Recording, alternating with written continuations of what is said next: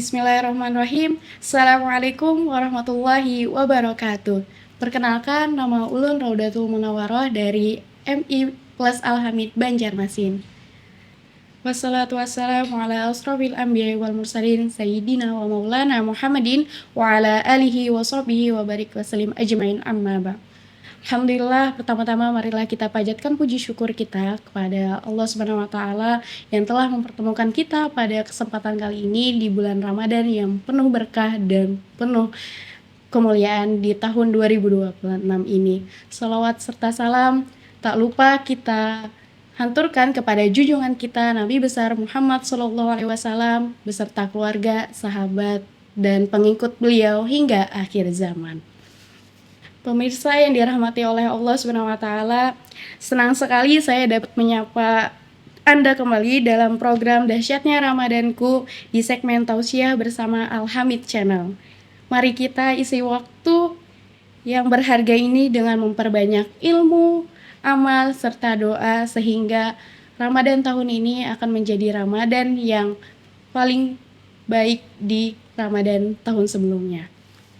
Oke, pemirsa yang dirahmati Allah Subhanahu wa taala, pasti tentu kalian pernah merasakan yang namanya doa kalian kenapa sih tidak pernah dikabulkan oleh Allah, atau kenapa sih doa kita nih tidak pernah diijabah oleh Allah. Kita memohon dengan segala kehormatan, dengan segala kekhusyuan, akan tetapi Allah tetap tidak mau ataupun tidak pernah mengabulkan hajat-hajat kita tersebut. Nah, oke, dari itu kita harus tahu dulu adab-adab dalam berdoa. Apa sih adab-adab dalam berdoa supaya kita dapat mengabulkan, Allah bakal mengabulkan hajat-hajat kita tersebut.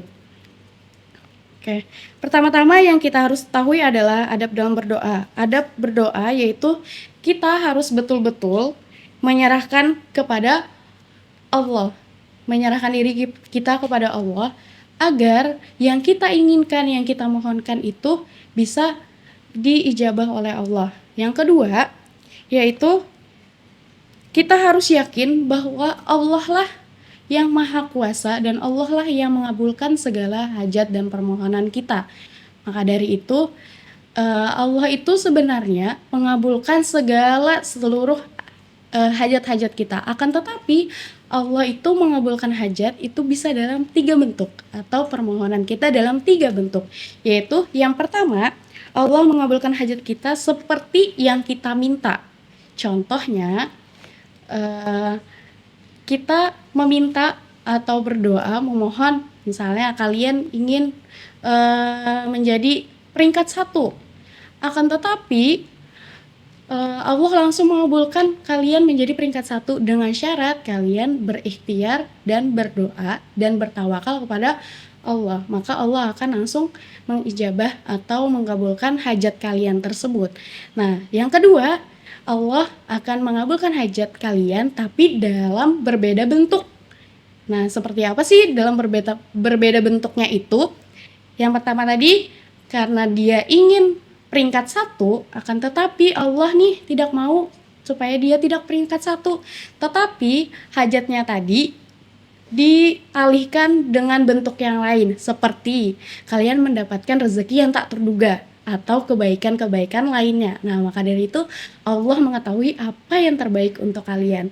Itu sudah terdapat dalam surah Al-Baqarah ayat 216 yang berbunyi, A'udzu billahi minasyaitonir rajim.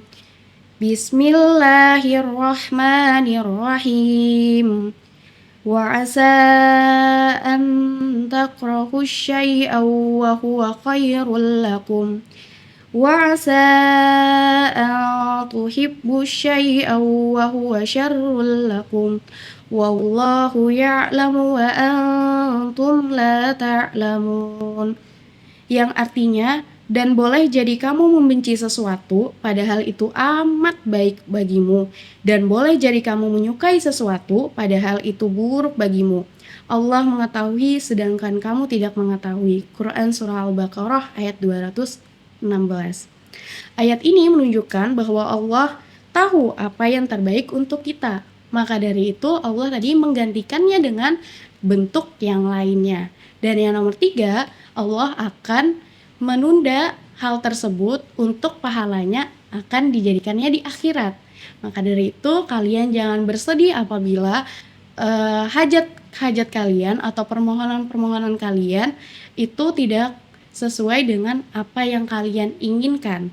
Nah, dari sini adab selanjutnya adalah kita harus yakin kepada Allah bahwa Allah itu akan mengabulkan. Dengan cara apa? Dengan cara kita harus husnuzon kepada Allah. Apa sih husnuzon dengan Allah itu? Yaitu berprasangka baik kepada Allah bahwa Allah itu mengabulkan hajat-hajat kita, tapi dalam 3 bentuk tadi. Nah, terus salah satu doa itu akan diijabah oleh Allah, yaitu kita harus berprasangka baik kepada Allah. Kenapa harus berprasangka baik kepada Allah?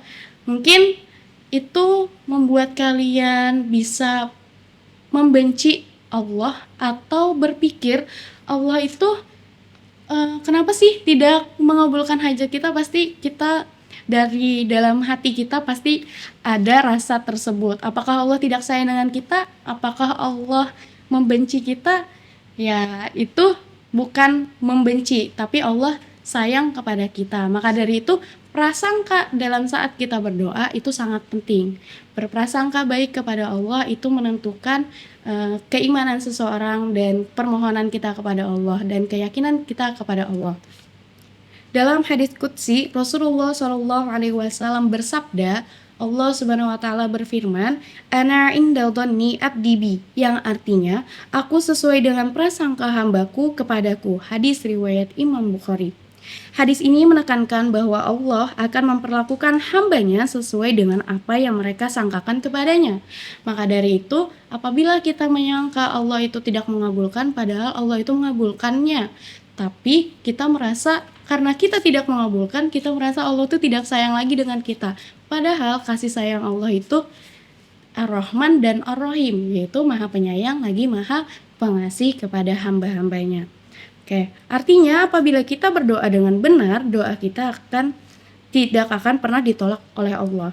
Dan di saat tidak dikabulkan, bukan tidak dikabulkan, akan tetapi kita tidak tahu permohonan yang kita inginkan itu akan baik di mata Allah. Jadi jangan merasa kalau Allah tidak mengabulkan, itu berarti hajat yang kita inginkan itu tidak baik untuk kita. Apabila kita nanti dikabulkan oleh Allah, mungkin kita akan bersifat sombong ataupun kita malah jauh dari Allah. Pemirsa yang dirahmati oleh Allah Subhanahu wa taala, jangan larut dalam kesedihan. Pastinya kita semua memiliki permohonan ataupun hajat yang di mana hajat itu harus terkabulkan. Akan tetapi, mari kita renungkan bersama bahwa Allah Subhanahu wa taala selalu memberikan yang terbaik untuk hamba-hambanya. Ketika kita menghadapi kesulitan dan penundaan hal tersebut, mari kita katakan, Alhamdulillah, Allah tahu apa yang terbaik untukku. Mungkin terasa lambat, akan tetapi Allah ingin melihat ikhtiar, tawakal, dan doa kita dalam memohon. Jika ketika Allah menunda, bukan berarti Allah benci, tapi karena Allah sayang kepada hambanya. Demikian yang dapat saya sampaikan pada kesempatan kali ini. Semoga apa yang disampaikan tadi bermanfaat bagi kita semua. Wallahu a'lam bishawab. Wassalamualaikum warahmatullahi wabarakatuh.